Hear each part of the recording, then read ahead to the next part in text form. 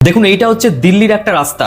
রাস্তার মধ্যে আপনি দেখতে পাচ্ছেন যে ডাস্টবিন রাখা আছে, কিন্তু মানুষজন সেই ডাস্টবিনে নয় বরং ডাস্টবিনের চারিপাশে নোংরা ফেলছে। তারপরে এখানে দেখা যাচ্ছে যে একজন রেলওয়ে কর্মচারী, রেলওয়ে স্টাফ, তিনি ডাস্টবিনে থাকা সমস্ত নোংরাগুলোকে এক জায়গায় করে সেই ডাস্টবিনে জমিয়ে থাকা নোংরাগুলোকে সব ট্র্যাকের মধ্যেই ফেলে দিল। তাহলে এগুলো দেখার পর আমরা ট্রেনের যাত্রীদের কাছ থেকে আর কি আশা করব? আমাদের রাস্তা, নদী, এমনকি পাহাড় সমস্ত কিছু আবর্জনায় শেষ হয়ে যাচ্ছে। আর এইগুলো হওয়ার কারণেই পুরো পৃথিবীর মাঝে ভারতের ইমেজ প্রচন্ড পরিমাণে খারাপ হচ্ছে। কারণ এই বিষয়গুলো সরাসরি প্রভাব আমাদের ইকোনমির ওপর পড়ে, আমাদের ট্যুরিজমের ওপর পড়ে, আর পুরো ভারতের ইমেজের ওপর পড়ে। এবং এর জন্য দায়ী আমরা নিজেরা এবং আমাদের গভর্নমেন্ট। ভারতের সিভিক সেন্স কেন নেই? এর কারণ মানুষ শাস্তির কোনো ভয় পায় না, উল্টে তাদের কাছে নিয়ম ভাঙাটা একটা গর্বের বিষয়। কিন্তু যদি ভারতকে এগিয়ে নিয়ে যেতে হয় তাহলে এই মানসিকতা আমাদের চেঞ্জ করতে হবে। আজ জাপান পুরো পৃথিবীর কাছে একটা সম্মানের জায়গায় রয়েছে, তার কারণ ছোটবেলা থেকেই তাদের স্কুলের মধ্যে পরিষ্কার পরিচ্ছন্নতা এবং কমিউনিটি স্পেসকে পরিষ্কার রাখা শেখানো হয়। ছোটবেলা থেকেই তাদের স্কুলে গাছ লাগানোর সেন্স, পরিষ্কার পরিচ্ছন্ন থাকার সেন্স,